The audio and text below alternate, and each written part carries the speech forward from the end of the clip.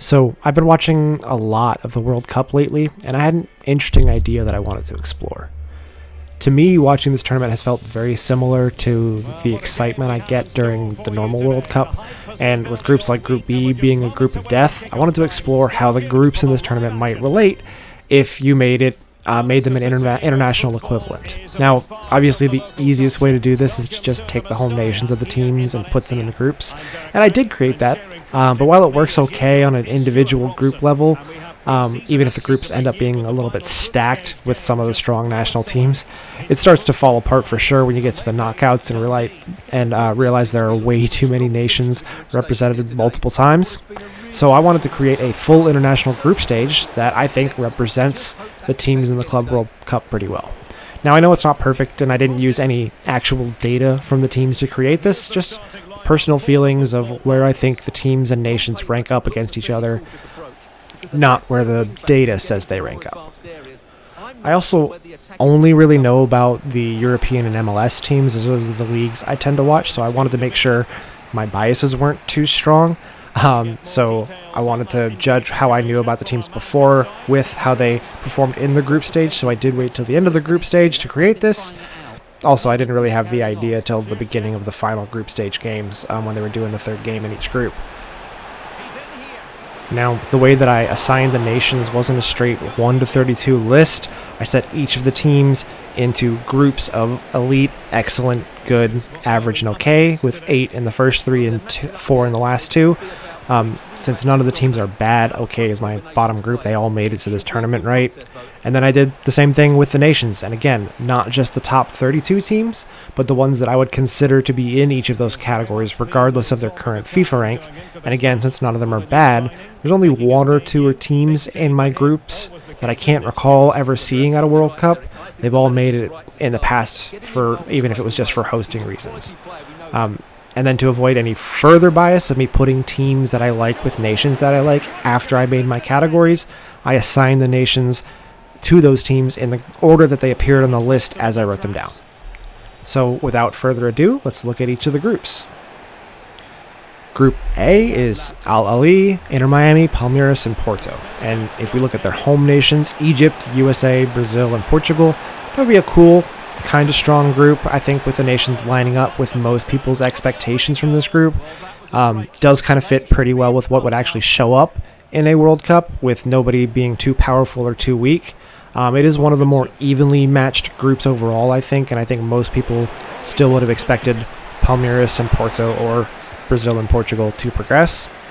If we look at the group I created, I think it still lines up with that pretty well, with Morocco, Panama, Portugal, and Croatia. Portugal and Croatia being the likely favorites to move through compared to the rest of the group, though Panama might be a bit underselling Miami, and Morocco, based on their recent behavior with how well they've been in the last few years, might be a bit overselling Al Ahly. I did have both Portugal and Croatia in my excellent tier, not elite, and some of you might be surprised that Portugal at least isn't in the elite tier, nor is Palmeiras. Portugal is a great team, but I just don't think they quite fit elite just yet, and Ronaldo alone can't take them there, although they are absolutely borderline, and with the youth they have coming up in the next few years, if you ask me again next year, I might say something different. Even while I'm recording this, I might think that I probably should have put them into elite anyway. And as for Palmeiras, they probably should have been elite as well. I just don't know much about the Brazilian teams to really differentiate them in this tournament. And if I hadn't wanted to keep it as 8 teams in each of the top 3 categories, I probably would have put Palmeiras and Portugal in elite anyway. So in that sense, it kind of worked out that Palmeiras and Portugal matched up together. It's also kind of fun to think about Croatia and Morocco getting knocked out by Panama, since Miami making it to the knockouts was definitely a bit of a surprise for the tournament, even if Miami is probably the best MLS team in the tournament, largely due to Messi and his friends. Though they also have probably the easiest group for any of the MLS teams with the best chance to progress, since the other two have much harder opponents. Now, Group B. Atletico Madrid, Botafogo, PSG, and Seattle Sounders. This is absolutely the group of death, especially if you put in the home nations, Spain, Brazil, France, and the USA. This is one of the groups where the home nations really fails to replicate an actual World Cup group. 3 of the absolute top teams in the world in the U.S. who are not on necessarily the same level, but definitely not in the bottom tier for a group stage. This group is even pretty stacked in my created group, so it may not work that way with Belgium, Uruguay, Argentina, and Hungary. Though with Belgium and Uruguay being on a bit of a decline recently without the obvious youth products that Portugal has, it is technically a possible group. And I do like the Hungary-Seattle matchup because I think Hungary's been somewhat surprising recently, and I do think Seattle played decently in the tournament, even if they weren't able to surprise anybody, though they definitely had the ability to. Before the tournament, the only team I thought they might get points off was Botafogo. And that was mainly more hopeful than anything because I didn't really know that much about Botafogo other than they weren't doing quite as well as they had when they won the league last season, I think. Definitely an interesting international group. Now Group C, Auckland City, Bayern, Benfica, Boca Juniors, another stacked group with the home nations, maybe other than New Zealand, with Germany, Portugal, and Argentina in one group. The one that I created fitting a little better with Bolivia, Spain, Colombia, and Mexico, though maybe Colombia and Mexico at the moment are a bit further apart skill-wise than Boca and Benfica. But that also could be due to Mexico's decline lately and Colombia's ascendance the last couple of years, especially at the Copa America. I also like the matchup of Bolivia and Auckland as the semi-pro team matching up with one of the few teams in my list who have never made a World Cup, if I'm remembering correctly. And no, I didn't line that up on purpose, though I did pick Bolivia for the OK group, hoping that they would end up being paired, so that worked out well.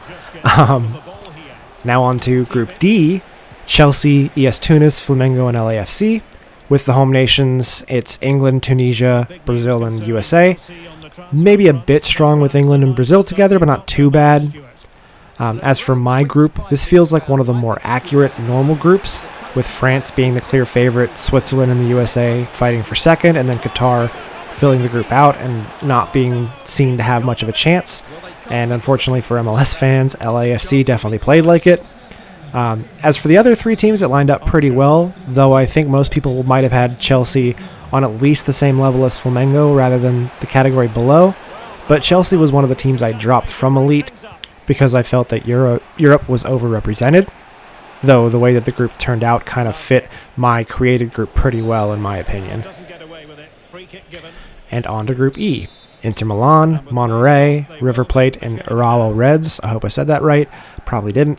A group that would have looked more normal as a national group when Japan wasn't as good as they have been in the last few years, with Italy, Mexico, Argentina, and Japan.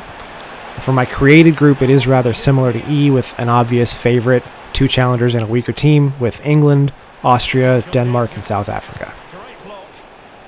For Group F, we got Dortmund, Fluminense, Mamelodi Sundowns, and Ulsan. The home nations put Brazil and Germany in the same group, with South Africa and South Korea. With my created groups, it's definitely a tough group, with Fluminense getting to stay as Brazil purely by chance. I almost changed it so that wouldn't happen, but I figured only once was okay, and I didn't want to meddle with it after the fact.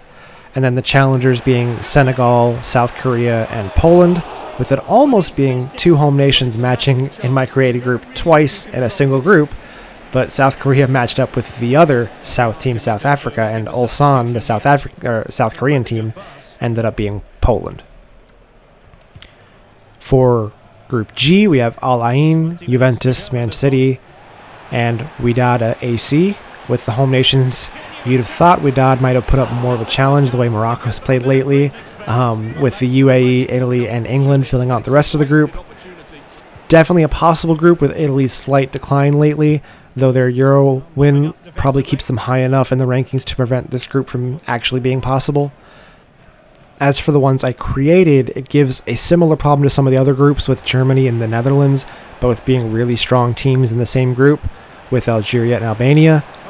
One of only a few of the groups I created that had this issue, though it's not that surprising, with Juve and Man City in the same group, though maybe after Juve's season this year, they should have been one of the teams I took from Elite and dropped down to Excellent, but I still think they're a pretty elite team for this Club World Cup.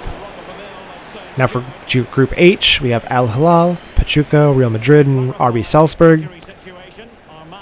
One of the groups where the home nations worked out very well, with Saudi Arabia, Mexico, Spain, and Austria creating a very plausible and interesting World Cup group.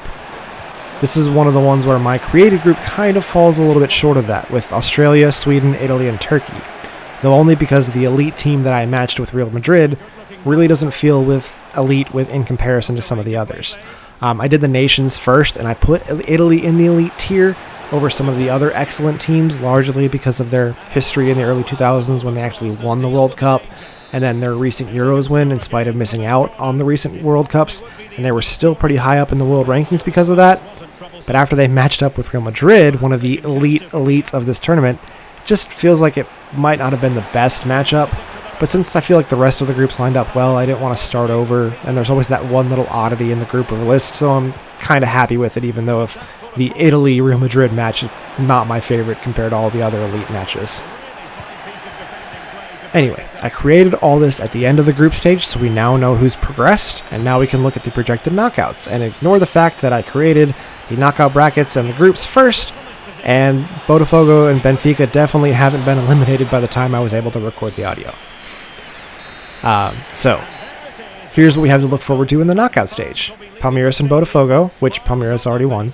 Benfica and Chelsea, which Chelsea already won. Inter Milan and Fluminense. Man City and Al Hilal.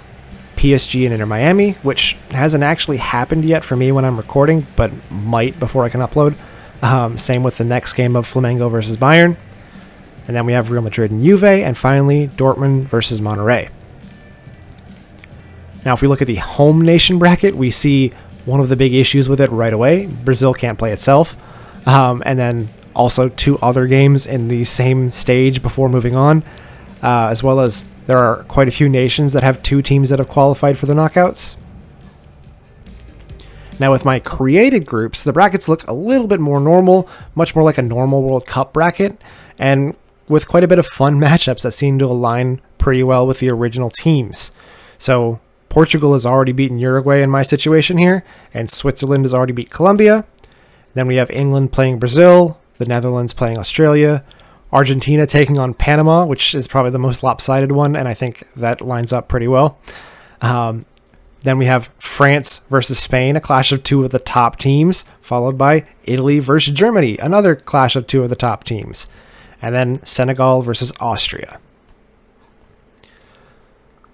Anyway, I hope you enjoyed my Club World Cup International Analog, and I hope you have a great day and enjoy the rest of the tournament. It should be quite a bit of fun to see which of my fake nations might end up winning the World Cup. Anyway, have a good day.